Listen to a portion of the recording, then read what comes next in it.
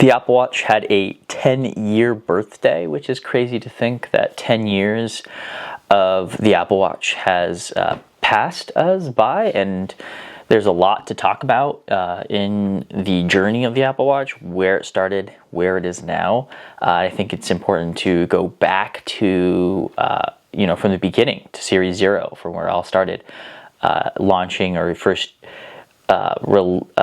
introduced in 2014 of September, and then being initially released in April of 2015, which is still crazy that 10 years has passed us. But more importantly, let's highlight the overall journey of the Apple Watch, but into the wearable market. I know the very first Series 0 was kind of niche-y. It wasn't very widely adopted as much. It was slow. It was cumbersome to use. It was almost easier to just go and unlock your iPhone and interact with it. And it was very much dependent on your iPhone for a lot of things. So it couldn't connect without your Apple Watch. Without your iPhone connecting to your Apple Watch. So it was kind of slow, and it was very hard to use, but it was a very great first product. And I think that Apple did a lot of things right with it. It focused on your health in a way that it helped track your activity. With your initial goals of closing your rings, I think that initiative was a huge, important aspect that drove me to using the Apple Watch. So those are just some of the things that made Series 0 kind of popular, but also I think Apple hadn't yet decided what it was going to do or where the Apple Watch was going to go, because if you remember, it had that $10,000 Apple Watch in the gold version, which they have never made since. So I think people really spoke that they just want something that they could use quickly.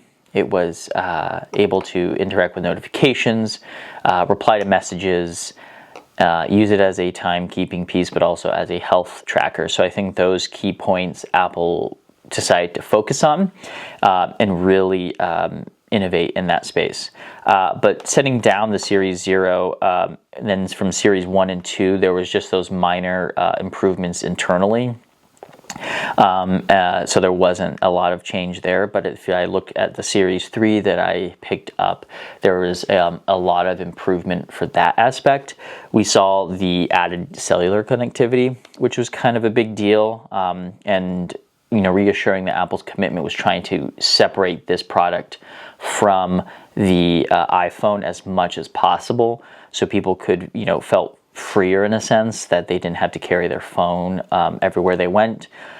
So those phone calls that you might have missed or messages had changed anything. So that was something that I think really helped add value to the Apple Watch, not just as its own device, but just allowed you to just leave your phone behind.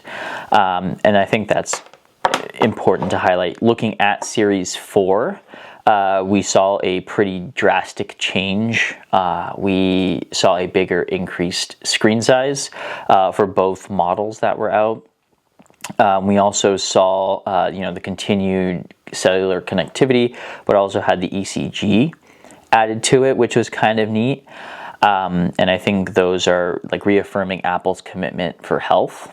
And so those have not only saved numerous lives of people who have, there's endless reports of people who've come in who've gone to the hospital and said, oh, my watch said I have AFib, and we need to get that tested. So I think those are some things that have helped develop Apple as kind of a health-focused Apple Watch.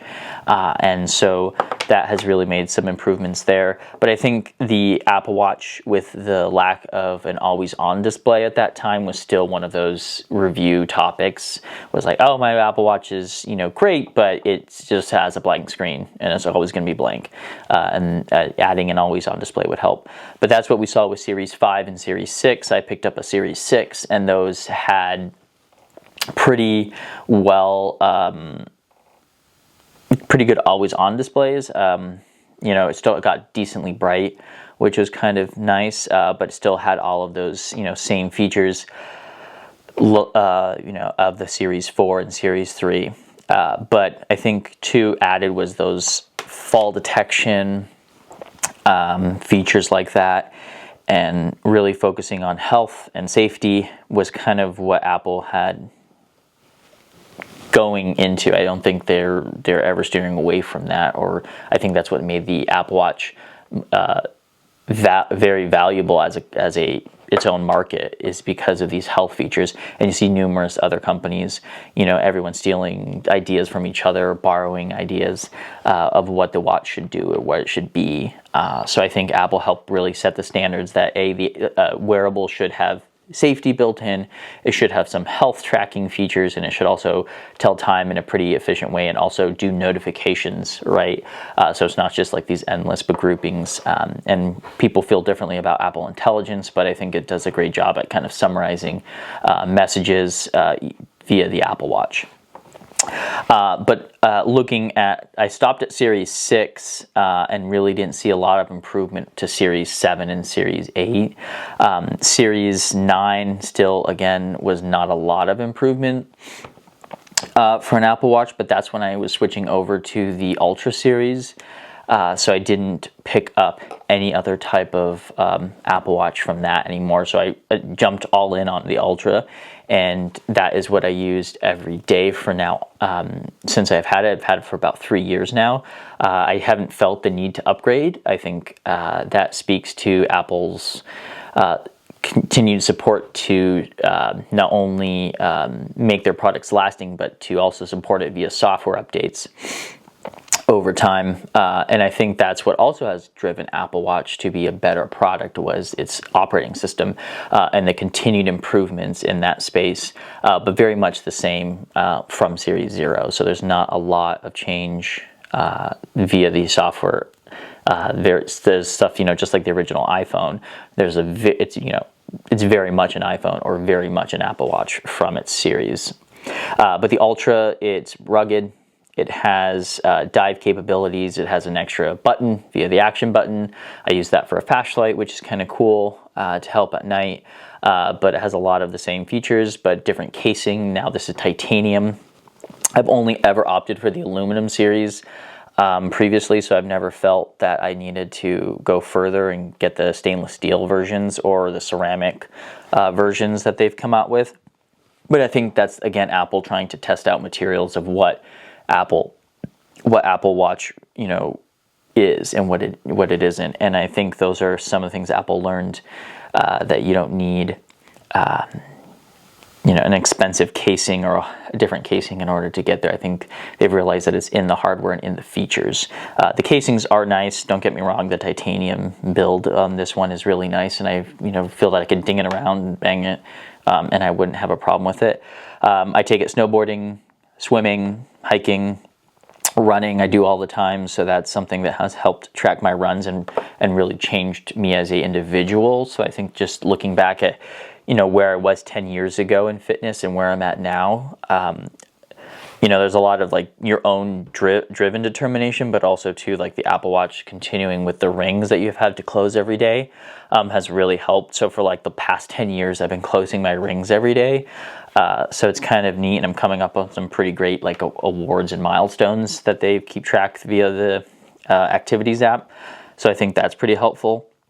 But adding features, I know the Series 0 was water resistant and not waterproof, but adding, those type of features are really helpful. I also wear a Whoop just because I love data and I love tracking, and I like the no screen aspect and also the ability never taking it off and having it charge that way. But I very much like the Apple Watch because of the notifications that it does, the way it connects to your phone, the ability for you to get fall detection if you have fallen, if you get into a car crash. I think those are great features to know and have for your watch. And I think Apple's software and hardware experience of the Apple Watch has matured. I don't think there's going to be too drastic changes going forward. But I do know when I leave my iPhone behind, I do want something I could take pictures with. And I think that's something that I haven't had with my Apple Watch. So I would like to see, one feature, which is kind of wild to think, but is a camera on my Apple Watch. I'm not sure what that would look like. Would it be an under the display? I have no idea.